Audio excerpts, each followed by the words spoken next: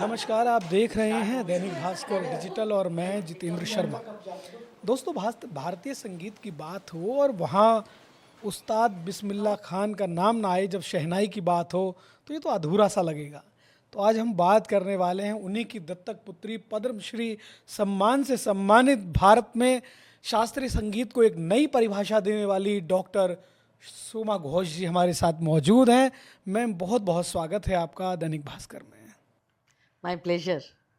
Ma'am, आपने संगीत को एक नया रुख दिया है। आप शास्त्रीय संगीत की गायिका रही हैं। तो सबसे पहले पूछना चाहूँगा, कैसा रहा वो सफ़र जब आपको लगा कि आप गा सकती हैं या इसमें आपकी रुचि किस तरह से, वो कौन सा कदम था जब आपकी रुचि इसमें बढ़ी है? वो तो मैं सुनना चाहूँगा। माँ बहुत जी। बड़ी गायिका रही, श्रीमती अर्चना चक्रवर्ती जी। तो वो स्टूडेंट्स को सिखाती थी, प्रयाग संगीत समिति के जरिए। उनका शास्त्रीय संगीत विद्यालय था, प्रभाकर के कोर्स कराती थी। तो वहीं मैं माँ की गोद में बैठ बैठ के मेरा सुनाई दिया, सुनते थे। माँ हर फंक्शन खुद, माँ की जो एनर्जी, क्रिएटिविटी, कि हर उत्सव को खुद लिख के, क्योंकि वो लिखती भी बहुत अच्छा थी, तो खुद लिख के हर प्रकृति के अनुसार वो करना, वो जो इनिशिएटिव लेना कि हर संस्कार को जीना है, हर उत्सव को जीना है, ये वही से मिला है माँ से। मैम, उस्ताद बिस्मिल्लाह खान साहब जो नाम आता है तो बस पूछो मत, संगीत की दुनिया में तो अपना नाम है। देखिए, वो और खाली संगीत का दुनिया नहीं, वो हर उत्सव शहनाई, के दुनिया। हाँ बिल्कुल। आप वो तो एक संगीत साधक है ही, हम्म, लेकिन कोई भी उत्सव उनके शहनाई के बिना के चल सकता है, बताइए? बिल्कुल नहीं।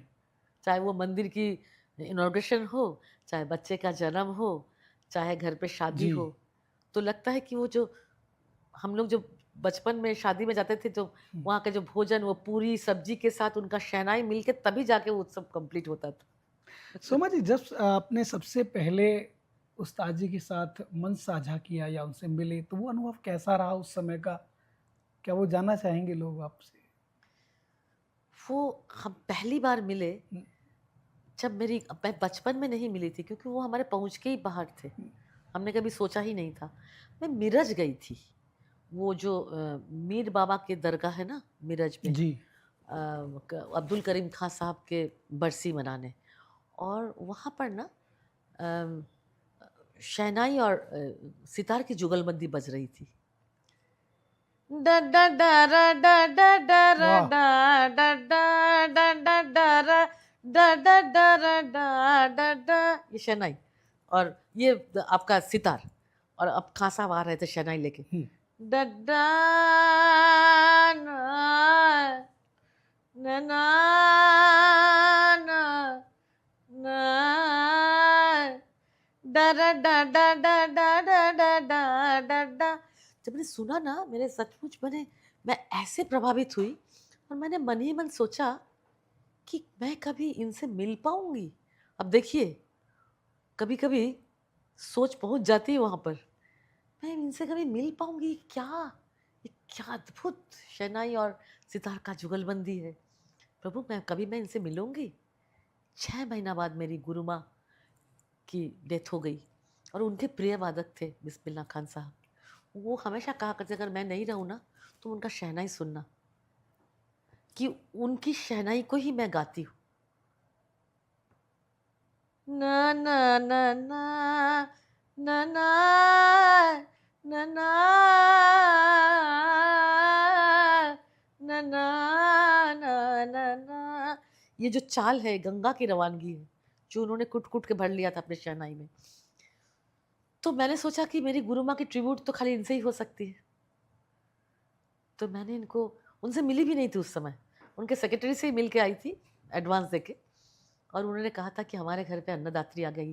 देखिए क्या दुखद है कि जब मैंने एडवांस दिया था, वो इतने बड़े कलाकार, और उनके घर पे बहुत तकलीफ था खाने पीने का, जो मेरे गुरु माँ के घर पे भी था। मैंने संकल्प लिया था कि मुझे कुछ करना है संगीत आश्रम, और इसका मतलब इसी पर मैं अपनी ज़िंदगी को दे दूँ, कि ये दुख क्यों, कहाँ कौन से डिक्शनरी में लिखा है कि खाली शास्त्रीय कलाकारों को इतना भूखे मरना पड़ेगा? क्यों ऐसा होगा?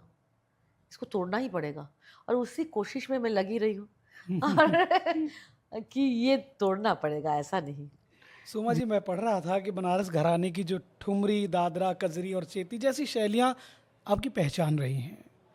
तो शैलियों में खासियत से किस रूप से, मतलब आप किस तरह से समझती हैं इन सब चीज़ों को, कुछ बताएंगे इसके बारे में? देखिए, हमारे जो देश में ना हर उत्सव के साथ गाना जुड़ा हुआ जी। है। हर प्रकृति के साथ गाना जुड़ी हुई है। जब बरसात आती है भीषण गर्मी के हम्म, बाद, तब प्रियतमा की मन हिल जाती है। और वो अ, जब वो विदेश में रहते हैं प्रियतम, तो वो झूला झूला झूला के सज धज के गाती रहती है। एक ब्रेक ले लूं, हाँ? हाँ बिल्कुल। डी। अरे रामा रिमझिम से, हाँ, अरे रामा रिमझिम से बरसे लपनिया, चली तो याओ, चली तो याओ, वाह। चली तो याओ, जनिया रे हरी। ये सब और क्या, ये पूरा दिखाता है वो माहौल कि घर पे वो अकेली है, सारा दिन हम्म। काम कर रही है, शाम को बैठ बैठ के वो बारिश देख देख के गा रही है। तो नेचर दिखता है उसके साथ साथ।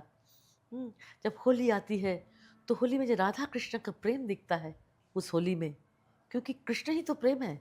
और राधा का रूठना और कृष्ण का मनाना, यही तो होली है। होली है। यही होली है। सुनो राधा रानी, ये मेरी बनाई हुई होली है, मैंने ही लिखा है। अच्छा। क्योंकि ट्रेडिशनल होली अलग है, जो कि आज के बच्चों को अच्छा नहीं लगेगा।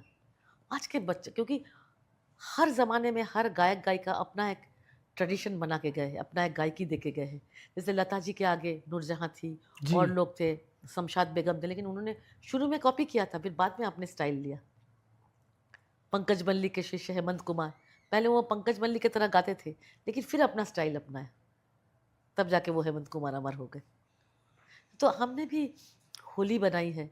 सुनो राधा रानी, देखो आई होली आई, तुम मुझसे क्यों रूठी हो राधा, मैं तो तेरा प्रेम दीवाना, मान जाओ ना, होली खेलो ना, पास आओ ना, मुझसे तुम रूठो ना, रूठो ना, रूठो ना राधा, सुनो राधा रानी।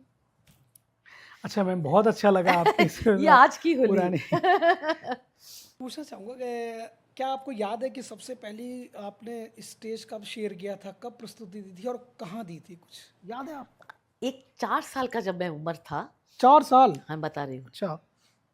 छोटी सी बच्ची माँ के गोद में, वो कैलकाटा से डॉक्टर रमा चौधरी, हाँ। वो विश्व भारती की प्रिंसिपल रही। वो हर साल आती थी और बनारस में रविंद्र संगीत सिखाकर उनकी जो सिलेक्टेड सॉन्ग्स, और एक फंक्शन करती थी डॉक्टर शैलजानंद मजुमदार उनके साथ।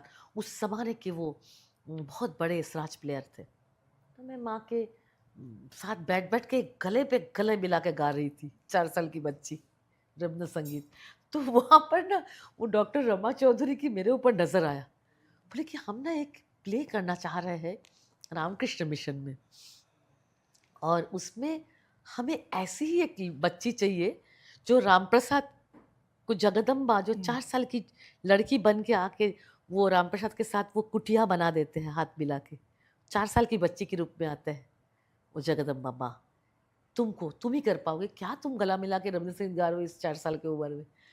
और वो संस्कृत का 1.5 पन्ना था, आप सोचो। हम्म, अब देखो, हमको कुछ भी याद नहीं है बचपन की उतनी मेमोरी में, लेकिन उस दिन जैसे मेरा आंखों के सामने दिखता है हम्म। कि मैं वो 4 साल की बच्ची, वो डूरे, वो जो बंगाल में साड़ी होता है पहन के, मैं राम प्रसाद जी के साथ वो बना रही हूँ।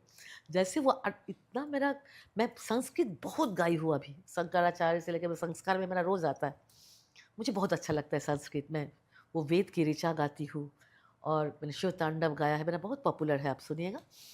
तो जब मैं वो रोल करके आई ना, तो जितने भी साधु थे उस रामकृष्ण मिशन के, सब अपने गोद में ऐसे ऐसे ऐसे ऐसे मुझे लेके, और जिसके पॉकेट में जितना पैसा था वो हमको दे दिए थे।